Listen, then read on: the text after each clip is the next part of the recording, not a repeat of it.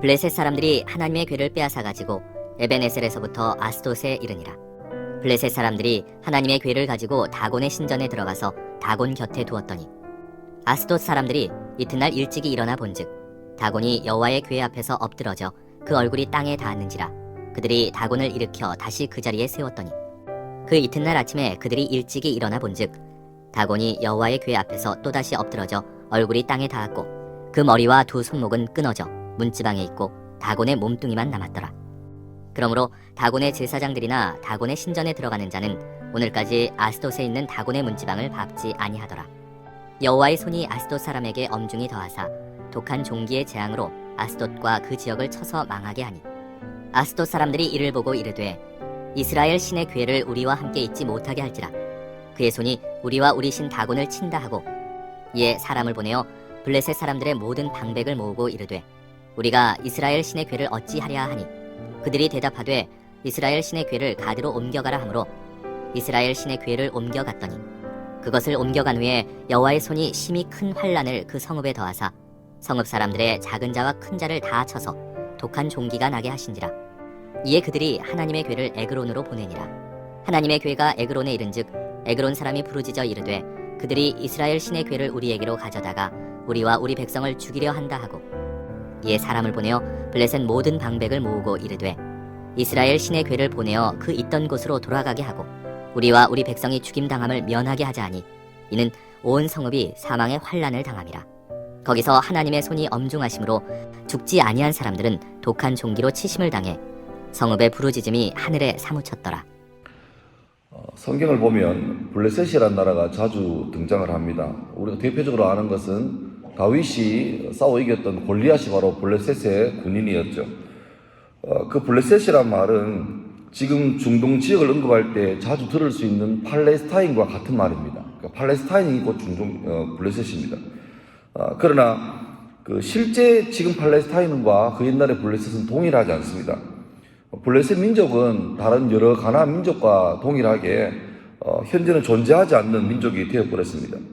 역사를 보면 솔로몬 이후에 남유다와 북이스라엘이 분단된 이후로 먼저 북이스라엘이 멸망하고 후에 남유다도 멸망하죠. 그 다음에 성경에 나오는 대로 아스루와 메데와 바사, 그 다음에 그리스, 로마 계속 식민지로 남아 있습니다. 로마가 당시에 모든 세계를 다 정복하고 황제가 신처럼 군림할 때에 전 제국의 모든 나라가 로마의 권력 앞에 다 무릎을 꿇었는데 유독 여호와 하나님을 섬기던 이스라엘 지역은 계속해서 로마 황제를 인정하지 않고 독립운동을 일으켰습니다. 그래서 로마 황제 중에 하드리안이라는 황제가 괘씸한 겁니다. 제국 내 모든 지역은 다 자기 말 잘 듣는데 이스라엘 지역은 계속해서 수시로 반란이 생기니까 그래서 괘씸죄를 걸어가지고 어떻게 했냐니까 이 지역을 그들이 계속 써왔던 히브리나 이스라엘이나 유대라는 이름을 싹 지워버리고 그들이 오랜 세월 동안 원수로 이겨왔던 블레셋 사람의 땅이라 그런 이름의 그 팔레스티나라는 이름을 지어서 그 이름이 오늘까지 전해져 내려오고 있는 것입니다. 그것이 바로 팔레스타인이죠. 오늘 본문 배경이었던 사사시대 그 당시에 이 블레셋은 이 지중해를 접하고 있는 해안 지역에 주로 거주하고 있었습니다.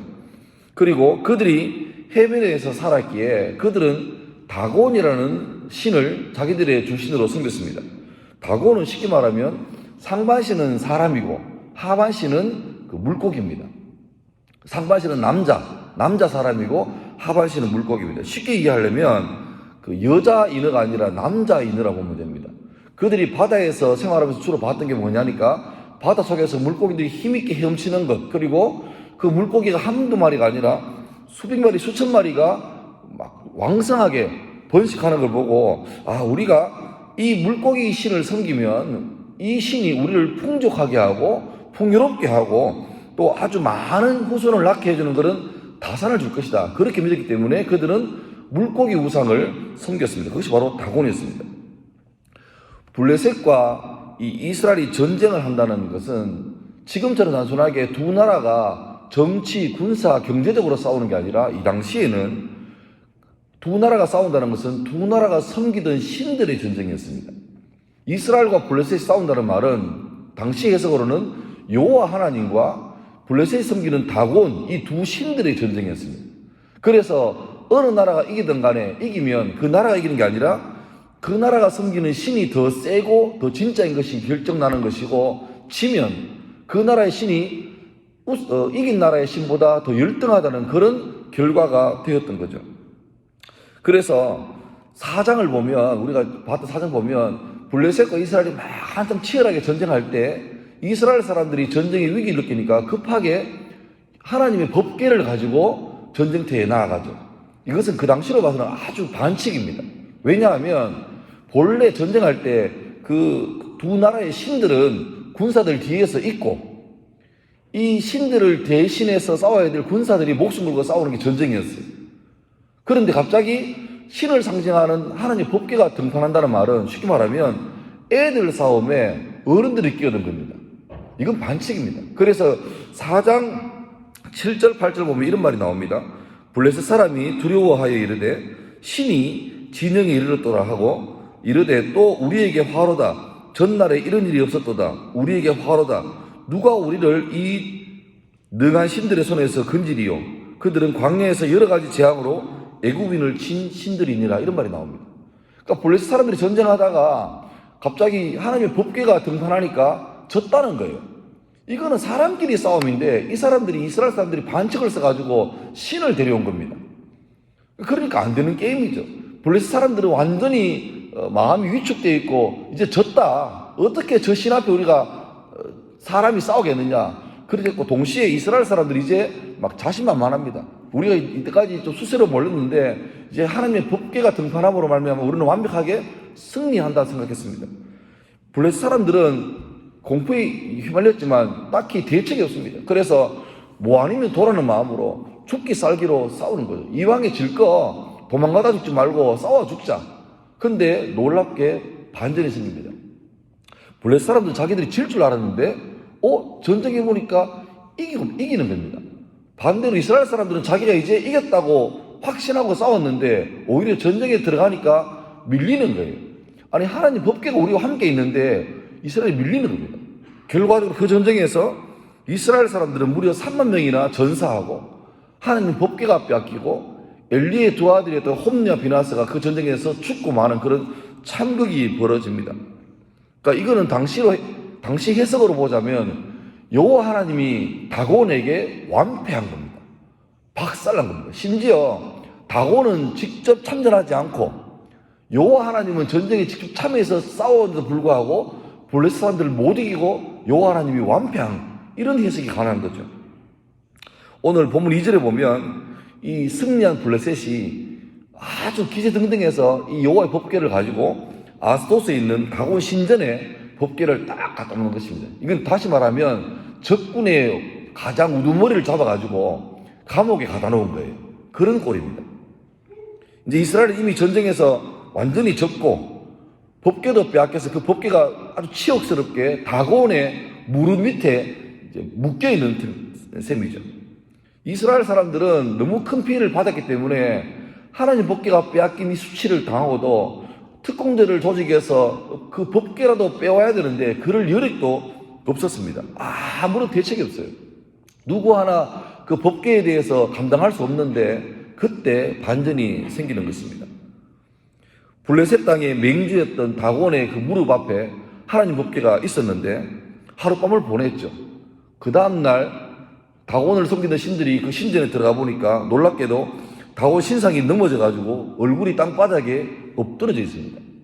그러니까 이게 무슨 일인가 놀랐지만 급하게 그 다곤 우상을 다시 한번 세워놓죠.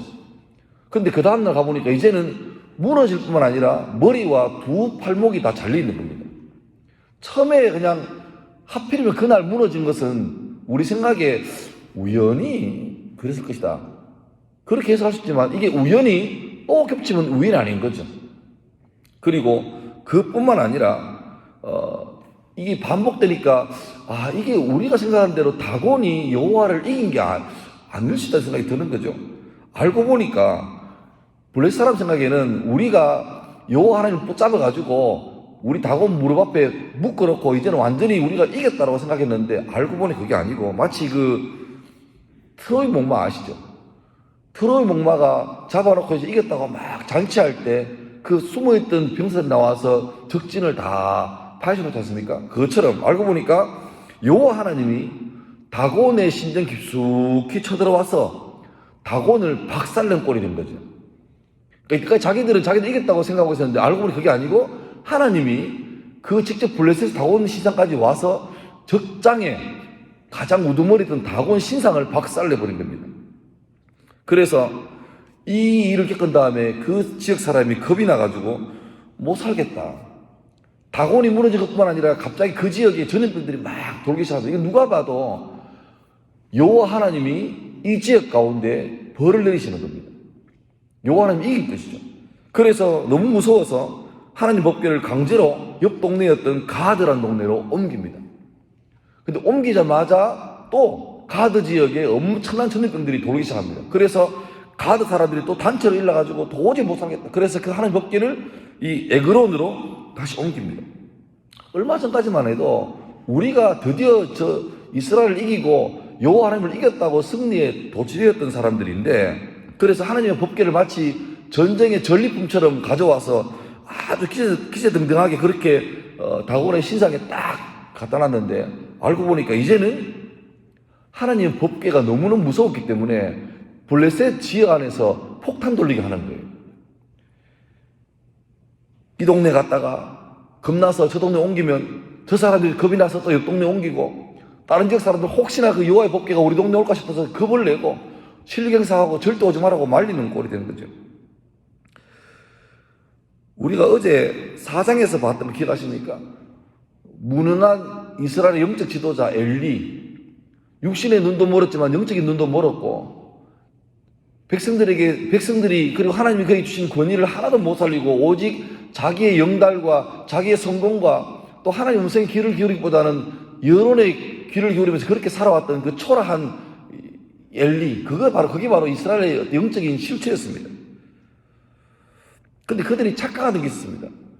하나님께서 이스라엘을 택하신 이유는 천하 만민 가운데 유대인들이 가장 뛰어나고 머리 좋고 용기 있고 지혜로워서 내가 이 정도 사람을 택해 놓으면 이들이 내 이름에 멍 돌리는데 딱 맞겠다 싶어서 한 게 아니라 반대입니다.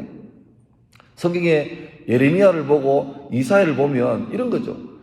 천하 만민 중에서 가장 불쌍하고 가장 능력 없고, 마치 어린애가 태어나자마자 무슨 사연이 있을지 몰라도 어머니가 피덩인 아이를 길가에 버린 것도 똑같아요. 놔두면 자연사합니다.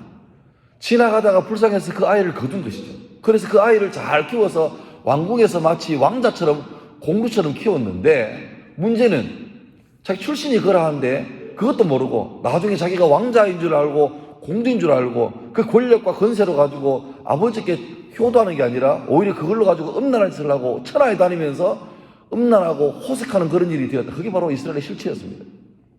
이스라엘은 자기가 약해서 하나님께 선민으로 택함 받았지만 어느 순간부터 교만하고 어느 순간부터 착각하고 자만해서 방종하더니 결국 그 복된 자리가 이제 다른 민족에게 빼앗기고 마는 그런 꼴이 된 것이죠. 적용해 보자면 우리는 많은 순간에 우리가 하나님 나라 위해서 이런 일 저런 일 한다고 많이 생각합니다. 헌신도 하고 교회 각 자리에서 내가 이 일을 함으로 나의 헌신 때문에 이 범호교회가 세워져 가고 궁극적으로 주의 나라가 세워져 간다고 생각합니다. 100% 틀린 말은 아니지만 그것만이 맞는 말은 아닙니다. 왜냐하면 오늘 본문처럼 하나님은 하나님 스스로 일하시는 분입니다. 오히려 우리가 주의 일을 한다고 이런 일 저런 일에 간섭하면 오히려 주의 일 앞에 도움이 될 때보다 우리가 손을 댐으로 말미암아 순수하게 주의 능력을 드러내기보다 자꾸 거기에 오염물을 넣는 일이 허다합니다. 그럼에도 불구하고 하나님께서 우리가 주의 일 앞에 헌신하도록 참여를 시켜주시는 이유는 뭐냐 하니까 알라는 거죠. 너희는 부족하고 부족한 사람인데 이 일을 감당할 수 있다는 것은 바로 그것이 하나님의 은혜다. 그래서 우리가 헌신하기 전에 그 마음의 이면에는 내가 이 일을 할 수 있는 것도 주의 은혜고 감사의 제목이 되기를 알라는 말입니다. 바울도 그런 고백합니다. 나의 나된 것은 오직 주의 은혜라고. 내가 열심히 해서 주의 일 앞에 대단한 지분을 받는 게 아니라 나는 능력 없는 자고 자격 없는 자인데 이 일에 참여할 수 있게 된 그 자체가 은혜이고 감사인 것이죠. 혹이나 우리 마음속에 내가 교회에서 이런 직분을 가졌고 내가 이런 열심을 내고 하는 것, 그것이 우리의 자랑이나 업적이 되지 않기를 바랍니다. 잘 생각하면 이 새벽에 건강한 몸으로 여기 올 수 있는 것도 알고 보면 주의 은혜입니다. 한순간도 주님이 내게 은혜를 거두셔버리면 나는 이 땅에 존재할 수 없는 것이죠.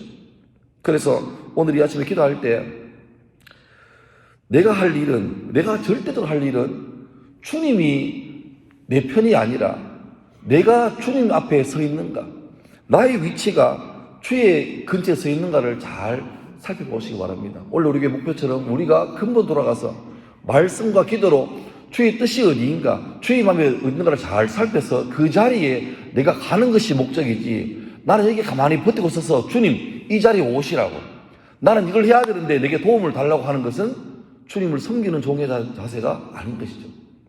나를 움직여서 주님 계신 곳에 가야 됩니다. 안 움직이면 내 의지를 쳤어라도 복종시켜서라도 기어코 가야 주의 일이 바로 되는 것이고 내가 주 앞에 올바르게 쓰임받는 것이 되는 것입니다. 이 아침 기도할 때 나의 나된 것은 주의 은혜다, 이 바울의 고백이 여러분의 고백 될 수 있기를 주의 이름으로 축원합니다. 기도하겠습니다.